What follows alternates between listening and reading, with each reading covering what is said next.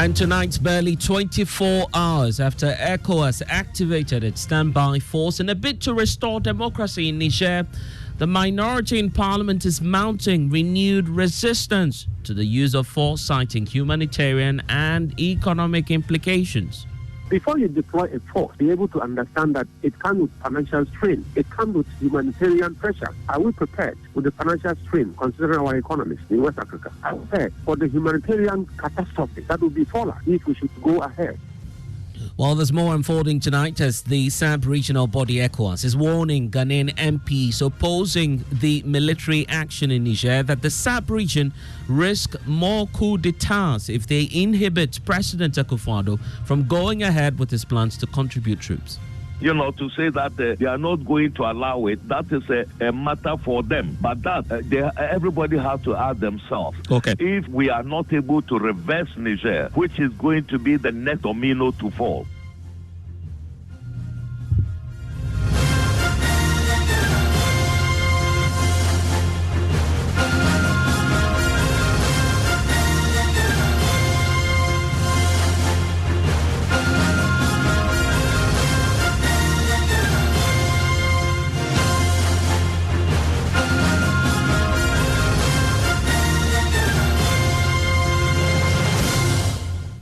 And top story, as always, is brought to you by Vodafone. Further together. My name is Blessed Togai. Tonight, the minority in parliament is mounting renewed resistance to the use of force in restoring constitutional order in the Republic of Niger, citing humanitarian and economic implications on the country. Now, the sub-regional body ECOWAS yesterday ordered the activation of its standby force after its ultimatum to Niger's military junta elapsed last Sunday.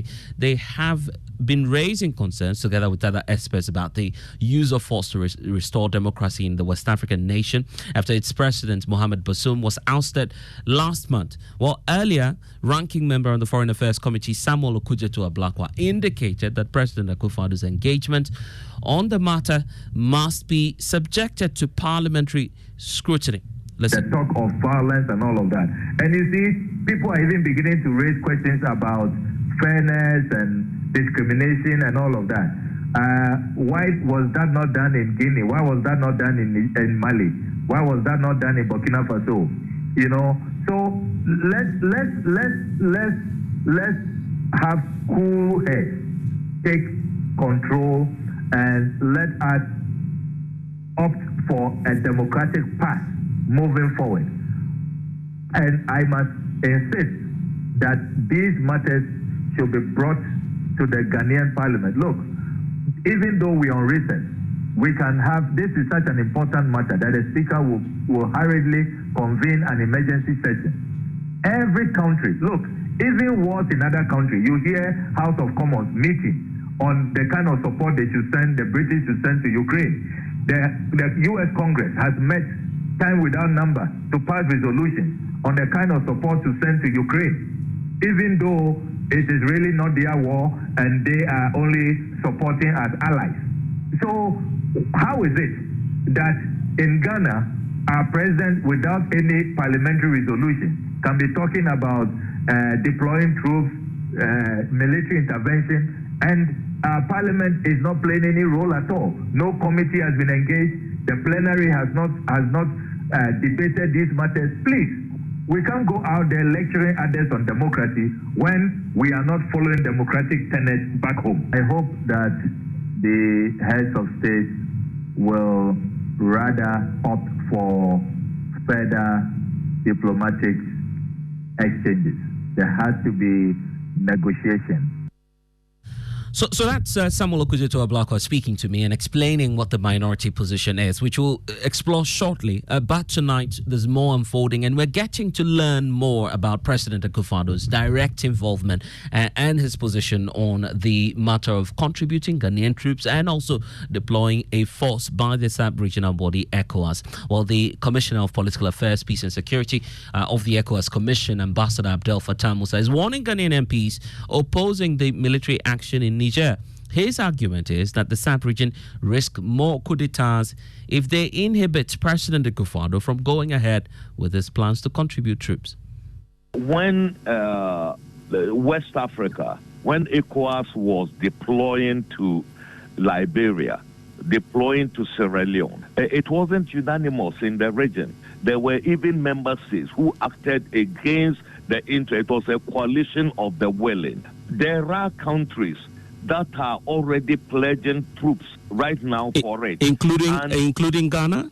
There is going to be a planning meeting very soon. So Ghana has not committed, right? Because obviously the president does not support it. Ghana was one of the strongest advocates of military action in Niger, just because of the attitude of the authorities there. And as you know, President Nana Addo Dankwa Akufo-Addo is one of the leaders in West Africa who spent a lot of their time fighting dictatorships, military and others. Whether you are talking about the Komepreko demonstrations and whatnot, President Akufo-Addo was very much central to them. So for him, coups are anathema. And he demonstrated, his resolve to make sure that there are no coups. Okay, finally, so if the parliament is going to handicap him, to say that they are not going to allow it, that is a matter for them. But that everybody has to ask themselves. Okay. If we are not able to reverse Niger, which is going to be the next domino to fall, there are already fissures in many countries in the region.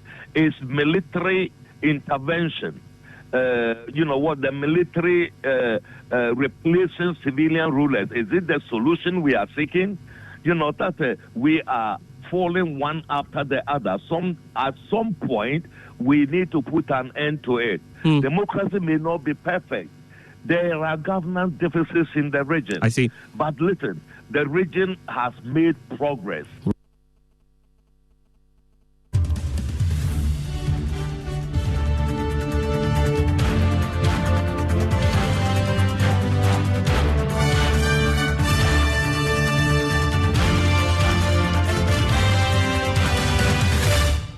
And my interaction there with the ECOWAS commissioner in charge of political affairs, peace and security, just eyes upon coming on air. And there's more in that interaction, also revealing how ECOWAS is simply dealing with its protocol and not being a pawn for any other external force. We'll explore that shortly, but I want to tell you about individuals helping us during the discussion. A member of parliament also serving on the Defense and Interior Committee, Peter Tobo, also former supporter of the Ghana Police Service, is joining us on the telephone lines. Then we have a security analyst working as a consultant to the African Union, Colonel Festus Abuaji, retired, who's also joining us on the telephone lines now. Let me start off with you, Colonel, since you have some engagements coming up shortly.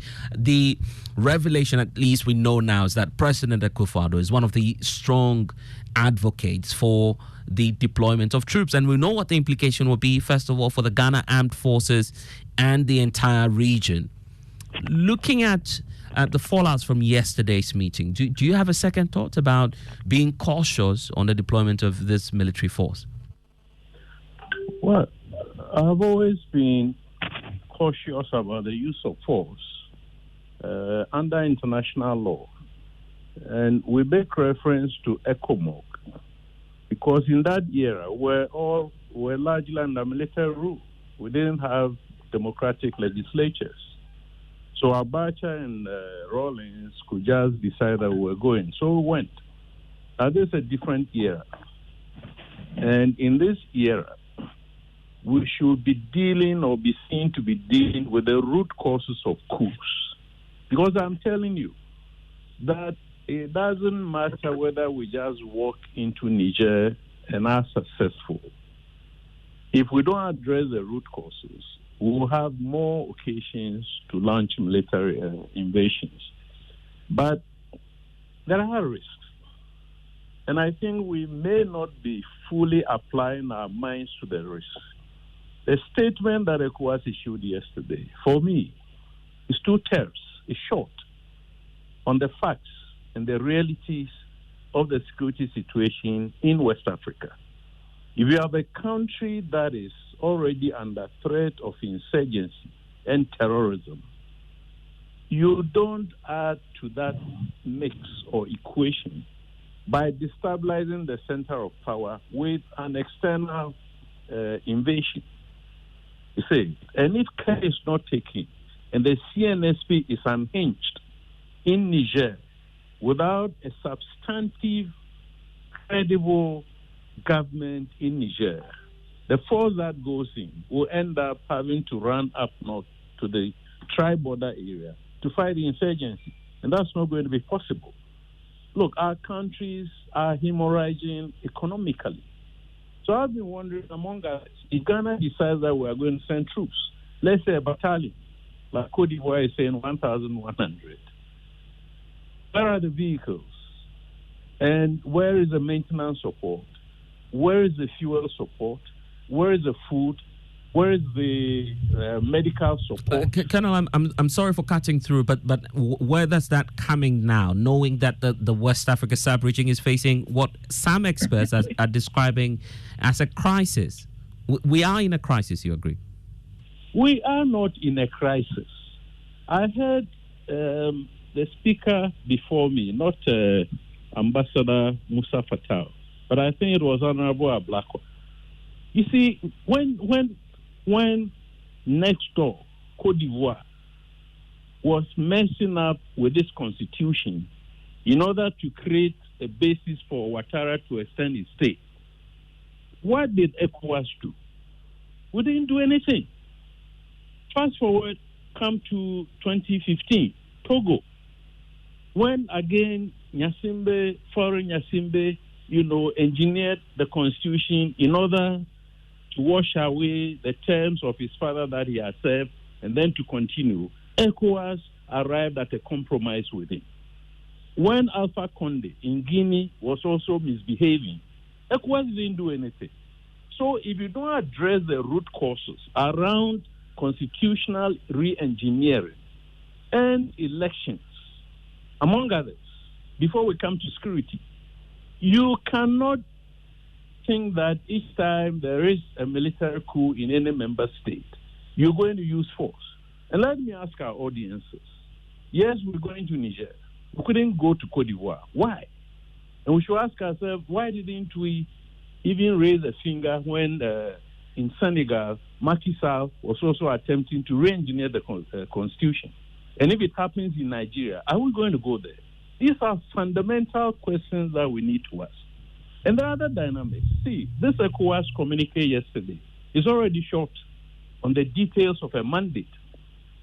But ECOWAS under international law cannot invade any country because technically speaking, Niger has not aggressed any member state of ECOWAS. So we need to go to the Security Council. There might be attempts for some people to avoid going to New York, but we need to go because under international law, it's only the Security Council that can sanction this kind of military intervention.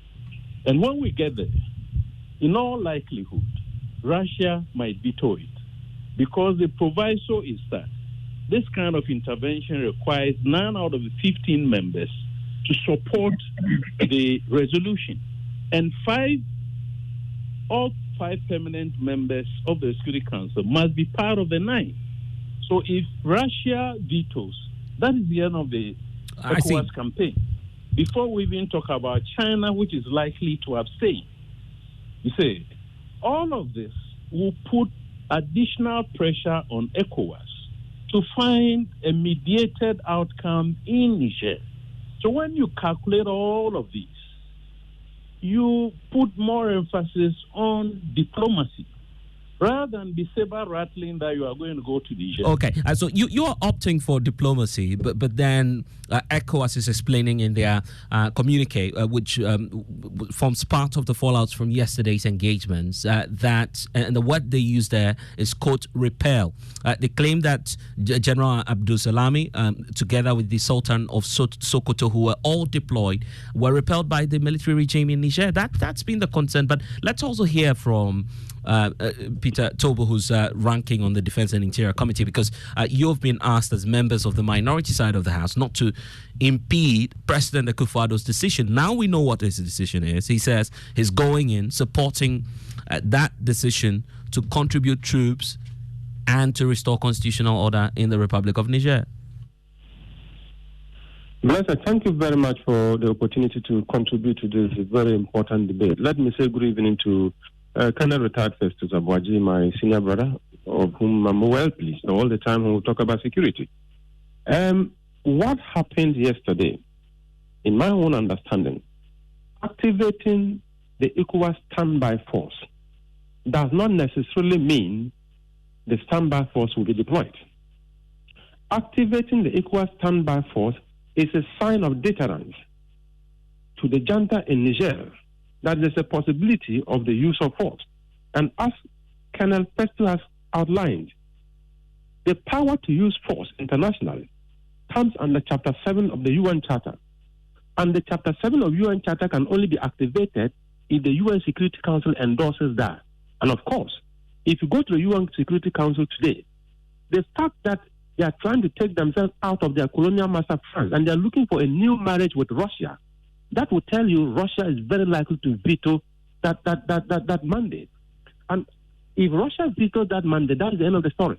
The second issue is, if you are talking about deploying in such volatile environment where Mali and Burkina Faso are willing to support their brother Niger and they are prepared for open war, ask yourself, do you know the budget? Do you have the funding to go into that kind of war? Is it sustainable? Can you fight that war for a year? So is that where you intend to it? hold the balls of the president and to say, well, you can't go in there? Hello? I'm asking based on the aspect that you're raising about the financial arrangements, which will definitely come before your committee in Parliament. Is that where you're seeking to hold the balls of the president on this, to say that he cannot go to Niger? No, we are actually looking at different points. One, financial, of course, but the second issue is the possibility of a humanitarian catastrophe. We have not gone to Niger, but if you get to know the number of Zabarama people in Ghana already illegally, it will shock you. So if you strike in Niger and Niger is no longer a place habitable enough for human beings, the human traffic will be directed downwards. But what is more dangerous, my brother, what is more dangerous is the fact that this can actually be a decoy by a terrorist. As our attention goes to Niger and uphill Sahel, our back will be opened. And many of these terrorists are just striving very hard to get access to the sea. So if we concentrate on fighting Niger, we should be very careful, just like football. As you attack, be careful with your back, or else your defense will be hollow. And all of a sudden, but if you look at North, it's not helping the matters. You have Burkina Faso right on top of us, and Burkina Faso has made its intention clear as to how it would deal with this military team in Niger. They are absolutely going to support what's happening in Niger right now, given the fact that they are in fact threatening to respond with equal measure in terms of force. So if you have our president supporting this, as we are learning from the meetings that happened in Abuja last night or yesterday, how do you intend that we can avoid this? Because the president is resolute on using the military. You in Parliament say we need to find a way out. How do we resolve this? We are speaking diplomatic language. Of course, the president at the ECOWAS Heads of State meeting, the ECOWAS Authority meeting, I am quite sure they will be thinking alike, thinking as an authority to deal with a brother who is in trouble. And of course, the president openly will support that. But come to the details. When he comes back home, we will need to have the fine details. What is the implication of Ghana sending our army to support this kind of thing? What is the economic implication? What is the political implication? What is the humanitarian implication? If you're able to justify all that and you tell us that, oh yes, there is funding enough from the ECOWAS level to fund this, and the military themselves come to say, you see, we understand military business more than you civilians. We are ready to go, and that is the only way we can sustain security in West Africa. And they are so convincing. Why not? But until then, I think that all of us watching it, and nobody so, is giving apologies, any but you're not you're not a stranger in this field. You yourself, you have some considerable background in matters of security. Would it be safe if the financial box is checked for ECOWAS to go into Niger as we speak? I will want to listen to the Chief of Defense Staff. What are the technical reasons he thinks that we can support that? If it's convincing, and in fact, it is very positive for Ghana's development and Ghana's peace and security, we will look at it. But until then, let's not jump the gun. Let's be careful. So the point is your personal opinion and assessment on what's happening so far. My personal opinion is the fact that it is too early in the morning to be thinking about a peace enforcement. Too early. I see. The president now has given his post-chance, we understand, through ECOWAS, which then comes back to you as MPs in the House. If anything regarding finances comes before you, and this is going to be funded by an external party, would you support that? Because the fear is, by some experts, that the sub-region is becoming a theater or a playground for the external forces or, the superpowers. Are you equally concerned about this? And if the financing is going to come from outside of the region, will you support it? Anytime you are waging a war and finances are easily found to support it, be careful with who is funding. These are all complicated geopolitics that we need to understand.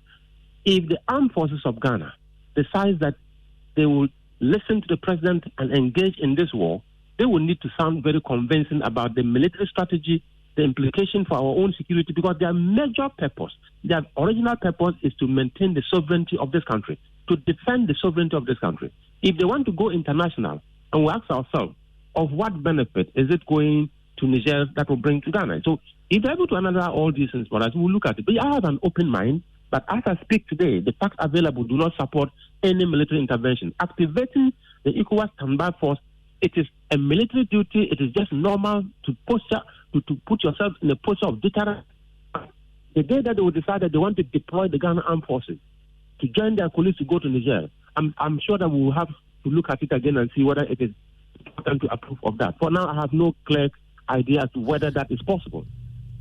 Okay, we'll see about that. Grateful for your time. He's a member of the Defense and Interior Committee, Peter Lonchini Tobo.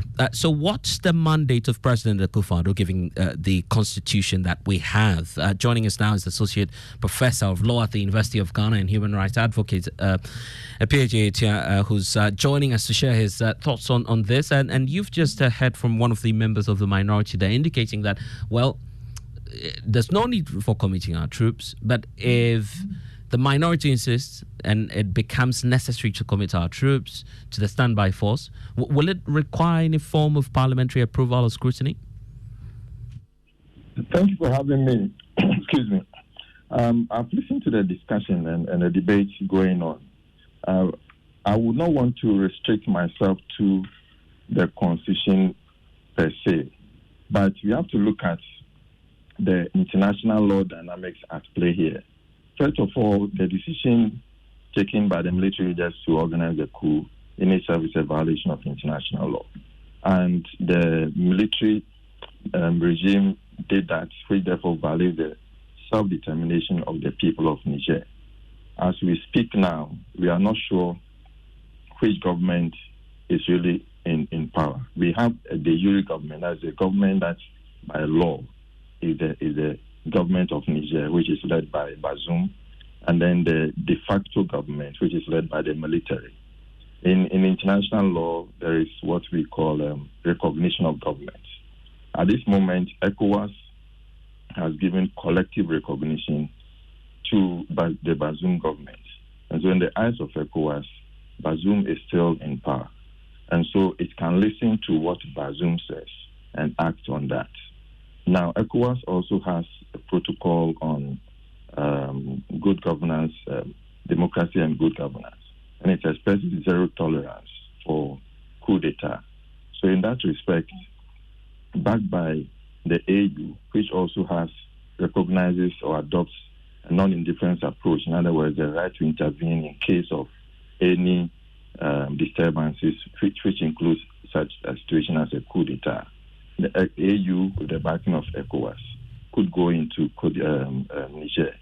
But the question then is, are we adopting, and there are no situations where the Security Council, even though there's a call that it should go to the Security Council for authorization, there have been situations where such interventions have taken place before later on the Security Council would give it ex post facto rationalization and therefore retroactively recognize such an intervention. Having said all that, the situation in the humanitarian situation in the country has already started deteriorating. And looking at the dynamics in general, the solution is not a military solution. The solution is a political solution. And so coming down to the Constitution of Ghana, directly, if it is just about going to restore a democratic order in the country, it doesn't call for parliamentary approval. But in the name of ensuring that we go with one voice to resolve the issue, it has to go to Parliament for a discussion. At least the Committee on Defense should have a say in this, because it involves a whole lot of dynamics. Where you talk about logistics, you talk about the number of troops that can be stationed there, the already volatile situation in the country, in the West Africa sub-region. It calls for some form of consensus building on this issue. But strictly speaking, the president can say that we are committing troops in the name of ECOWAS because we are a member of ECOWAS and ECOWAS decisions bind us. We are a member of AU decisions bind us. And according to Article 40 of our Constitution, our international relations should recognize the values and principles embodied in the instruments of these regional organizations and sub-regional organizations. And so we could do that. But on the looking at the dynamics on the ground, we should dictate how we act. It will not be a very prudent decision to go to the ground now and try to remove the military from power. That is what I would say in regards to I see. And in fact, there are other human rights concerns, including displacement of people. In fact, as we speak, there are so many Ghanaians in Niger, and some who have told us that they've been threatened of reprisals, possible ones, if indeed countries such as Ghana and other West African countries wage war, as they are terming it, on Niger. We'll be keeping our eyes on that. Thank you for joining the conversation, Associate Professor of Law at the University of Ghana and a human rights advocate, a PhD. It's sharing his thoughts with us. They're wrapping up Top Story with me, Blessed Sugan. We have more stories for you at myjoyonline.com. But in just the next minute, Ghana Connect is starting, and we're focusing much more on the humanitarian crisis that may come with the deployment of this troop in Tunisia. And Kweku Asante will be on Ghana Connect. Kweku, what are we to expect? Exactly. We want to ask the ordinary Ghanaian what they think about a possible military intervention in Guinea. Do they support the deployment of Ghanaian troops? And also ask the question about whether or not they believe there's a democratic recession in Africa. That's some good it's actually a very dire situation, looking at the complications of deploying a military into a country that now has some sort of backing from paramilitary groups such as the Wagner forces. Concerns are emerging over how this may become, some sort of already. I don't know the authenticity, within our region. Story about Wagner already deploying. That's the concern emerging, and we are all, especially as journalists, expecting some statement from the Foreign Affairs Ministry detailing what will be the next step for our citizens or our nationals living in Niger, because some of them are concerns about reprisals. Now ECOWAS says it is activating that military force. What's the position of the ministry? What do they intend to do? Because we're paying people who are serving in the mission there in Niger. We need to hear on what the next steps are, knowing that we're going with the military action. So that's the concern right now, Kweku. And I'm sure that more of your guests will be sharing their thoughts on that in the next minute. Definitely.